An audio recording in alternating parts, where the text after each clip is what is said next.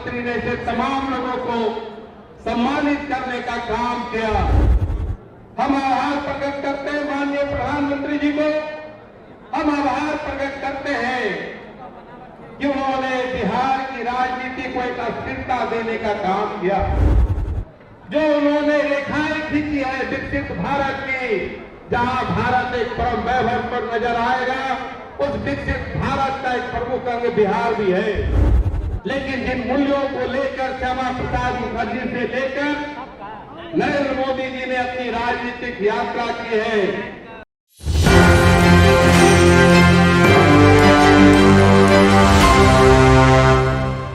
नमस्कार, आप देख रहे हैं न्यूज 24 और मैं हूं मधुबाला आपके साथ। बिहार के उप मुख्यमंत्री तारकेश्वर प्रसाद ने कहा, भारतीय जनता पार्टी 2 सीट से आज 303 तक की यात्रा पर पहुंची है। पूरे देश को सुशासन देने का काम किया है। भारत के सबसे यशस्वी प्रधानमंत्री नरेंद्र मोदी ने पूरे भारत को बढ़ाने का काम किया।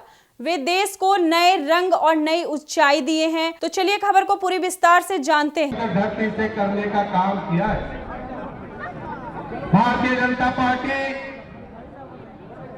भारतीय जनसंघ की जो यात्रा थी, जो वैचारिक यात्रा थी, कभी हम 3 पर थे और भारतीय जनता पार्टी तक की यात्रा में 303 और 304 तक हम पहुंचे हैं मित्रों।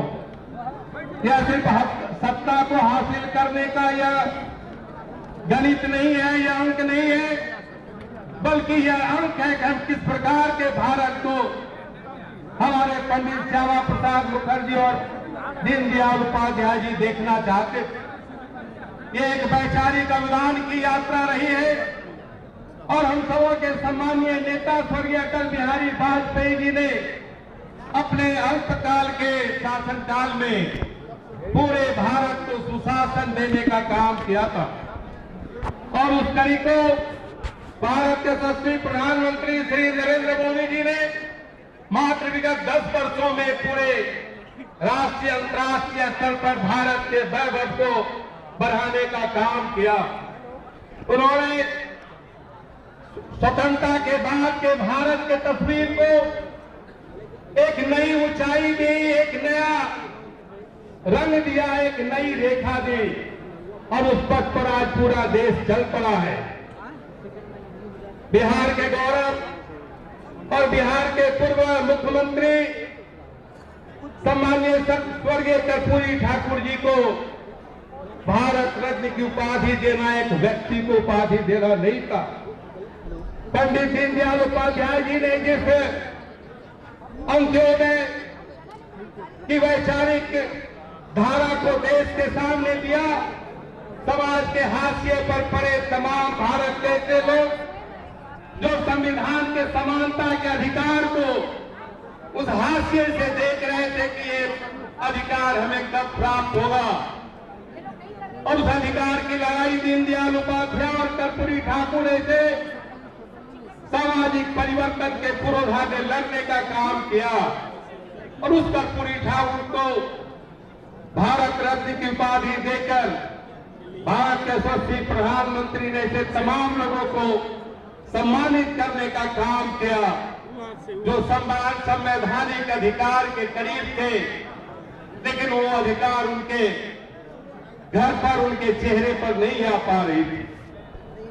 मित्रों, उन्होंने भारत के यशस्वी उप प्रधानमंत्री, हम सबों के नेता, हम सबों के मार्गदर्शक श्री लाल कृष्ण आडवाणी जी को भारत रत्न देने का काम किया।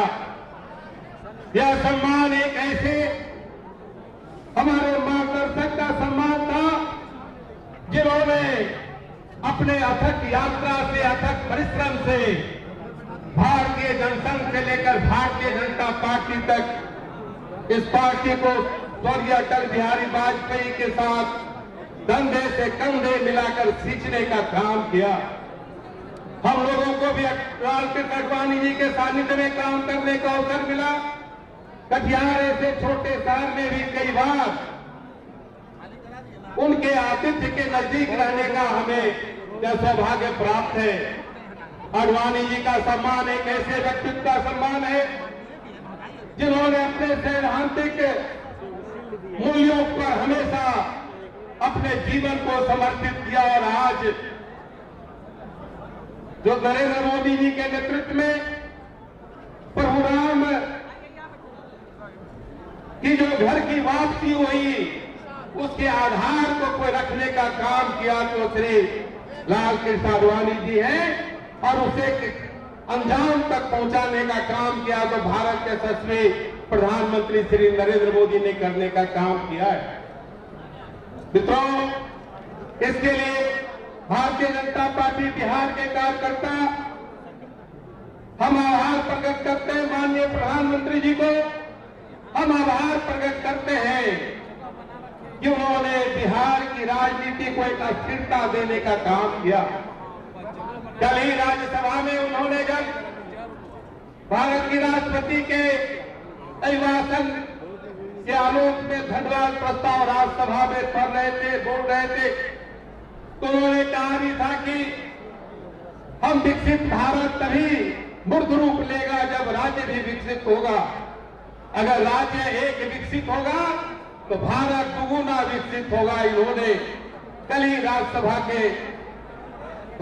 में धन्यवाद प्रस्ताव पर अपनी बातों को कहने का काम किया है। इसलिए वो जानते हैं कि बिहार एक विकसित भारत का भी एक आईना है। प्रधानमंत्री जी ने जिस विकसित भारत का संकल्प लिया है, जो उन्होंने रेखाएं खींची है विकसित भारत की, जहां भारत एक परम वैभव पर नजर आएगा, उस विकसित भारत का एक प्रमुख अंग बिहार भी है। और उन्होंने जिस प्रकार से बिहार की राजनीतिक स्थिरता को लाने का काम किया, उसके लिए भी हम उन्हें हृदय से धन्यवाद देते हैं। हम धन्यवाद देते हैं कि उन्होंने ये संकल्प लिया है कि हम 2047 में एक विकसित भारत को देखेंगे। उस विकसित भारत के निर्माण के लिए जो उन्होंने संकल्प लिया है, उसे सिद्धि तक पहुंचाने के लिए आज सब इकट्ठे हैं। मित्रों, सत्ता आती है और जाती है। हम सत्ता में कभी थे, कभी नहीं थे, अभी है।